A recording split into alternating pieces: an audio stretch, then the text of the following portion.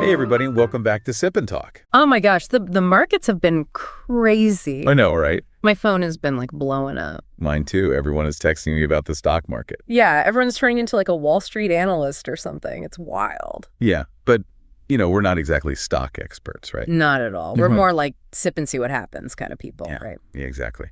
Yeah.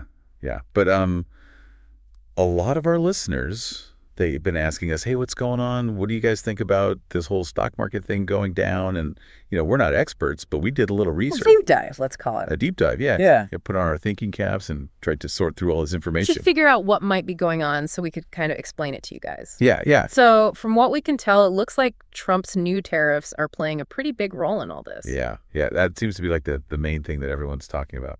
Yeah, so our mission today is to basically break down the potential impacts of these tariffs and try to figure out what they might mean for the future of the market. Right.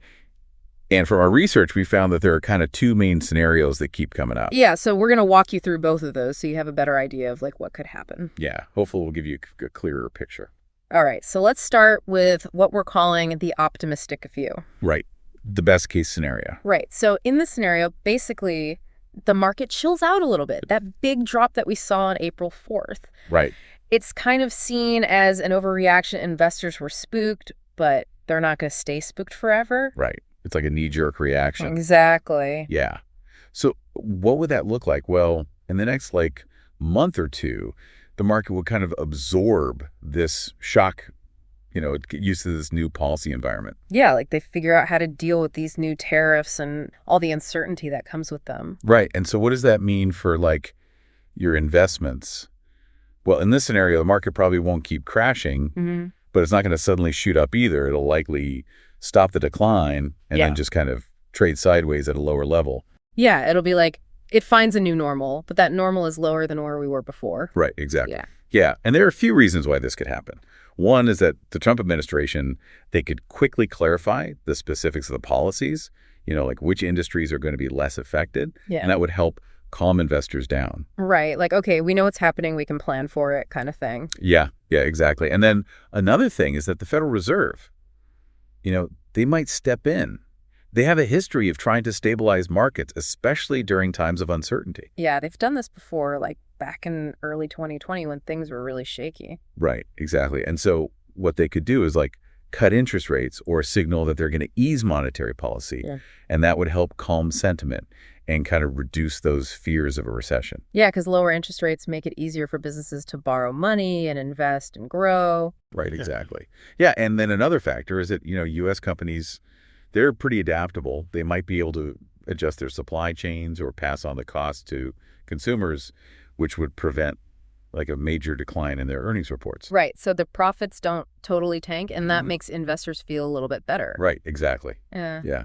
And then finally, we can't forget about technical rebounds. Yeah. After a sharp sell-off, sometimes the market just bounces back a little bit because investors see bargains and they start buying again. Yeah, it's like things got too cheap, so people jump in and start buying again, and that creates some upward pressure. Right, exactly. But this optimistic scenario isn't like a sure thing, right? There are some things that could throw a wrench in the works. Yeah, for sure. So what are some of the challenges to this kind of gradual stabilization?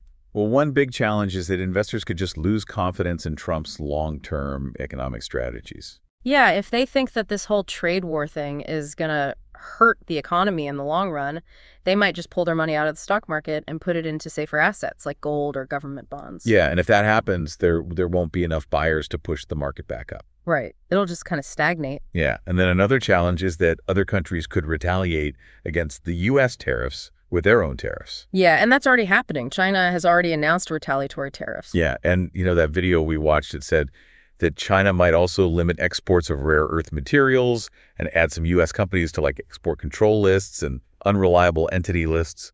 They're also investigating some U.S. medical equipment, so things could get pretty messy. Yeah, a trade war would be bad news for everyone. Yeah, exactly. And then there's also the risk of inflation. If these tariffs cause import prices to go up, they could fuel inflation expectations and limit the Federal Reserve's ability to ease monetary policy. Right, because if they lower interest rates to stimulate the economy, that could make inflation even worse. Yeah, it's a tricky situation. So it sounds like this optimistic scenario is not without its risks. Definitely not. It's not a guaranteed happy ending. So what do you think overall? What are the chances of this gradual stabilization happening? Well, based on, historical instances of market rebounds and the potential for policy adjustments and, the resilience of the U.S. economy, I'd say there's maybe a 50% to 60% chance of this scenario playing out. Oh, so better than a coin flip. Yeah, slightly. Yeah. But we have to remember that Trump's policies can be pretty unpredictable. And the global economy is so interconnected that any recovery might not be as strong as we've seen in the past. Right. Things are definitely more complicated now. Yeah. And if this scenario does happen, what do you think the S&P 500 will be trading at? Well, the experts we looked at, they're predicting that the S&P 500 might trade somewhere between 5,100 and 5,500. So lower than it was before, but not a complete collapse. Right. A little bit of a dip, but not a disaster. Exactly. Okay, so that's the optimistic view. Now let's talk about the pessimistic view. The not so fun one. Yeah, the economic downturn scenario. Yeah. In this scenario, Trump's tariff policies, they actually trigger a global trade war. Yeah, so it's not just China retaliating. Everyone gets involved. Yeah, and this leads to a U.S. economic recession because of rising inflation, declining corporate profits, and collapsing consumer confidence. Yeah, so basically the economy just tanks. Yeah, pretty much. And what happens to the stock market in this scenario? Well, the initial market crash that we saw, that's just the beginning. Oh, no. Yeah, it marks the start of a prolonged bear market with a synchronized global economic downturn, and stock prices just keep declining. Oh, man, that sounds awful, like 2008 all over again. Yeah, potentially even worse. What are some of the factors that could lead to this kind of worst-case scenario? Well, like we said, the trade war could escalate, significantly. Trump could impose high tariffs on all imports, and then other countries would retaliate, and that would disrupt global supply chains, which would increase costs for U.S. companies, erode profits, and put downward pressure on stock valuations. Yeah, it would be like a domino effect. One tariff leads to another, and the whole system starts to break down. Exactly. And then there's the risk of uncontrolled inflation. As tariffs drive up prices, the Federal Reserve might be forced to raise interest rates to try to control inflation. Yeah, but higher interest rates would make it more expensive for businesses to borrow money, and that could hurt both the stock market and the overall economy. Right, exactly. And the video we watched mentioned that inflation is a big concern in this scenario. Yeah, they were not optimistic about that. Yeah, no. And then there's the risk of a crisis of confidence. Yeah. If the U.S. stock market continues to lose value, people might start to panic and pull their money out of the market, which would create a negative feedback loop. Right, like a self-fulfilling prophecy. The more people sell, the more the market drops, and the more people panic and sell even more. Yeah, exactly. And that Central News Agency report, it mentioned a hypothetical $6 trillion loss in the stock market. Imagine what that would do to people's retirement funds and their overall wealth. Yeah, that would be devastating. Yeah. And then finally, there's the issue of geopolitical risks. Strained relationships with allies and adversaries could further destabilize global markets. Right. If everyone's fighting with each other, it's not going to be good for the economy. Yeah, exactly. It creates a lot of uncertainty and fear. Okay, so this pessimistic scenario is pretty bleak. Are there any, glimmers of hope, or are we just doomed? Well, it's not all doom and gloom. The U.S. economy is actually pretty resilient. It has diversified structure, strong domestic demand, and a history of recovering from external shocks. Yeah, we've been through tough times before, and we've always bounced back. Right, and for a complete economic collapse to happen, you probably need, multiple overlapping crises, not just a trade war. So there's some hope. Yeah, and then there's also the possibility that Trump could soften his stance or adjust his policies if the economy starts to really suffer. Yeah, he might realize that this whole trade war thing isn't such a good idea after all. Right, and the U.S. government and the Federal Reserve, they have fiscal and monetary tools that they can use to try to mitigate the damage. Right, so they're not just going to sit there and watch the economy burn. No, they have options. And then historically, even during major crises like the Great Depression or the 2008 financial crisis, the U.S. stock market eventually bottomed out and recovered. So even if things get really bad, there's a good chance that we'll eventually come out of it. Yeah, history tends to repeat itself. Okay, so what are the odds of this pessimistic scenario actually happening? Well, it's definitely a possibility, but I'd say it's less likely than the optimistic scenario, maybe a 30% to 40% chance. So not impossible, but not the most likely outcome either. Right, and for this scenario to really play out, you'd need a perfect storm of events. Yeah. An out-of-control trade war, a simultaneous surge in inflation, and a recession, and a complete policy failure. So a lot of things would have to go wrong all at the same time. Yeah, it's not impossible. Yeah. But it's not the most probable outcome. Okay, so we've talked about the optimistic scenario and the pessimistic scenario. Now, let's talk about what Trump himself is saying and doing in the middle of all this market turmoil. Yeah, he's been pretty vocal about it. Yeah, so he's been posting a lot on Truth Social, his social media platform. Yeah. And he's been saying that China played it wrong and panicked by retaliating with tariffs. Yeah, he seems to think that their reaction is a sign of weakness. Yeah, like they're scared of him or something. Yeah, and he's also been calling for the Fed to cut interest rates. Which is kind of strange considering that his tariffs could lead to higher inflation. Yeah, it's like he wants to have his cake and eat it, too. Yeah. He wants to impose tariffs, but he doesn't want the Fed to do anything to counteract the negative effects. Yeah, it's not really how economics works. Yeah, and Fed Chair Powell, he's been pretty cautious. He said that Trump's new tariffs were unexpected and that the Fed is in no rush to adjust policy. You're going to wait and see what the actual impact of the tariffs is before they make any moves. So they're being very data-driven. Yeah, they want to see the numbers before they react. And what has the market's reaction been to all this? Well, the 10-year U.S. Treasury yield has fallen below 4%, which is a sign that investors are concerned about a potential economic slowdown. Yeah, when investors get nervous, they tend to buy more safe government bonds, which pushes yields down. Right, exactly. And according to the CME FedWatch tool, the market is now expecting the Fed to cut interest rates at least 4 times by the end of the year. Wow, that's a big jump from the 2 cuts they were expecting just last month. Yeah, it seems like the market is betting that the Fed will have to step in and try to ease things up. So they're kind of putting pressure on the Fed to act. Yeah, and Trump, he's been downplaying the market turmoil. He even compared it to a patient after surgery. Oh, yeah, I saw that. That was a weird one. Yeah, like the market's just a little bit sore, but it's going to be fine. Yeah, we'll see about that. Yeah, time will tell. Okay, so we've talked about what Trump is saying and doing. What about the rest of the world? How are other countries reacting to these tariffs? Well, China, they've retaliated with their own tariffs, matching the 34% that the U.S. imposed. Yeah, tit for tat. Yeah, and they're also considering other measures like limiting exports of certain rare earth materials and putting some U.S. companies on export control lists as unreliable entity lists and investigating some U.S. medical equipment. Yeah, they're not messing around. No, they're taking it very seriously. And what about other countries? Well, some countries are being more proactive, like Vietnam. They've offered to reduce tariffs on U.S. goods to 0 if they can reach a deal.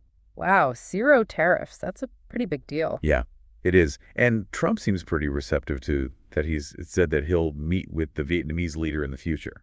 So maybe there's some hope for a negotiated solution. Yeah, possibly. And Israel has also offered to reduce tariffs on U.S. goods to 0. So it seems like some countries are trying to get on Trump's good side by offering him these tariff concessions. Yeah, it's like they're trying to curry favor with him. Yeah, and maybe get some better trade deals down the line. Yeah, it's all about leverage. Yeah. It's interesting how tariffs have become this, bargaining chip in international relations. Yeah, they're not just about protecting domestic industries anymore. They're also about political maneuvering and strategic alliances. Yeah, it's a whole new game. And speaking of strategic alliances, the foreign ministers of Japan and South Korea, they met with U.S. Senator Marco Rubio in Brussels, and they discussed strengthening energy security, diversifying supply chains away from China, and cooperating on maritime security. So basically trying to counter China's influence. Yeah, and Rubio, he made some pretty strong statements about China's threats to security and prosperity and the need to move away from China's coercive and unfair trade practices. So pretty clear message there. Yeah, in the U.S., Japan, and South Korea, they even issued a joint statement emphasizing their commitment to a free and peaceful global economic order and strongly opposing economic coercion and unfair trade practices. Which was clearly aimed at China. Yeah, definitely a coordinated effort to push back against China. And what about the financial markets? How are they reacting to all this? Well, we saw a significant drop in the Australian dollar against the U.S. dollar right around the time that China announced its retaliatory tariffs. Yeah, Australia is a major commodity exporter, so they're pretty exposed to the Chinese economy. Right, and this drop in the Australian dollar, it suggests that the market is worried about the impact of this trade conflict on commodity exporters. Yeah, it's like a canary in the coal mine. Yeah, exactly. Yeah. An early warning sign. So it seems like the effects of this trade war are being felt all over the world. Yeah, definitely a global phenomenon. Okay, so we've covered a lot of ground here, from the potential scenarios to what Trump is doing to how other countries are reacting. Yeah, it's a complex situation. Before we get back to the market analysis, I just wanted to give a quick shout out to a friend of ours. Oh, yeah? His name is Micky, and he has a fantastic YouTube channel called Mickytolife. Oh, I love Nicky's channel. He does all sorts of cool stuff: travel vlogs, whiskey and alcohol unboxings and reviews, and he even makes his own original music. Yeah, he's super talented. I love his travel vlogs. He always finds the most amazing places, and his videos are so well edited. Yeah, it's like you're right there with him. And his whiskey and alcohol reviews are hilarious. He has such a great personality, and he's not afraid to try anything. Yeah. I remember that time he tried that whiskey that tasted like gasoline. Oh my gosh. Yeah, his face was priceless. And his original music is really good, too. He has a really unique sound. Yeah, he's a multi-talented guy. So if you're looking for some great YouTube content, definitely check out Mickytolife. Tell him Joe and Sunny sent you. Yeah, he'll love that. All right, let's get back to the market analysis. Okay, back to business.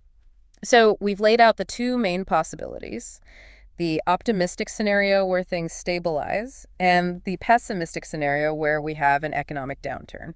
Yeah, and we've talked about how likely each scenario is. But it's important to remember that these are just two possibilities. There are other things that could happen too. Yeah, for sure. Like Trump could suddenly reverse course on the tariffs, or the Federal Reserve could take more aggressive action than people are expecting. Yeah, and we also haven't really talked about the potential impact of AI. Yeah, AI could play a role in how businesses adapt to these trade disruptions. Yeah, it's still early days. Yeah. But AI could potentially help companies optimize their supply chains and mitigate the effects of the tariffs. Yeah, if AI can help businesses become more efficient, that could definitely help the economy. Yeah, and it's also worth considering how different industries might be affected differently by these tariffs. Yeah, some industries are more exposed to global trade than others. Right, like technology companies, they're very integrated into the global economy, so they might be more vulnerable to tariffs. Whereas domestic-focused sectors, like energy, they might be more resilient. Yeah, that makes sense. And this could lead to some interesting shifts in the market. Some sectors might outperform others. Yeah, we might see some rotation into more defensive sectors like healthcare and utilities. Yeah, people still need healthcare and electricity, even if the economy is in a recession. Right, exactly. And we might also see more interest in safe haven assets like cryptocurrencies or gold. Yeah, those are assets that tend to hold their value during times of economic uncertainty. So investors might flock to those as a way to protect their wealth. Yeah, it's a flight to safety. And we can't forget about the possibility of external shocks. Yeah, like natural disasters, pandemics, or geopolitical conflicts. Those could really amplify the negative effects of these policies. Yeah, it's like adding fuel to the fire. Yeah, exactly. And on the other hand, positive developments like a breakthrough in energy technology could help ease the pressure on the market. Yeah, that would be a game changer. Yeah, so there are a lot of factors at play here, and it's impossible to predict exactly what's going to happen. So what are the key things that our listeners should be watching for? Well, they should keep an eye on the economic data that comes out, like the consumer price index, the personal consumption expenditures, and the employment reports. Yeah, those are all good indicators of how the economy is doing. And they should also pay attention to any policy changes from the Trump administration and any retaliatory measures from other countries. Yeah, those are the things that could really move the market. And they should also watch market sentiment. How are investors feeling? Are they optimistic or pessimistic? Yeah, there are a lot of different sentiment indicators out there. And finally, they should keep an eye on corporate earnings reports to see how businesses are actually being affected by all of this. Yeah. Are their profits taking a hit, or are they managing to weather the storm? Those are all important things to watch. So basically data, policy, sentiment, and profits. Yeah, those are the four key things. And what's the most important takeaway for our listeners? I think the most important thing is to be flexible. Given how uncertain things are, investors need to be prepared to adapt and adjust their strategies as needed. Yeah, don't be afraid to change course if the situation changes. And we've put together a summary table in our show notes that outlines the likelihood of each scenario, the key influencing factors, and some of the other possibilities that we've discussed. Yeah, it's a good quick reference guide. All right, so to wrap things up, it's clear that the future of the stock market is very uncertain right now. And these trade policies, especially the tariffs, are playing a huge role in that uncertainty. Yeah, definitely a lot of moving parts. We've looked at two main potential scenarios, but as we've said, there are many other things that could happen along the way. Yeah. It's a fluid situation. So here's a final thought for our listeners to ponder. Given how quickly things are changing and how interconnected the world is, what unexpected factors might emerge that could completely alter the trajectory of these two scenarios? Yeah, what are the black swan events that we're not even considering? And looking even further ahead, what long-term shifts in global trade and economic power dynamics might these events be foreshadowing? Yeah, what's the big picture here? Those are some pretty deep questions. Yeah, definitely something to think about. Thanks for joining us for this emergency deep dive. We'll keep you updated on any major developments as they happen. Yeah, stay tuned and stay safe out there. See you next time.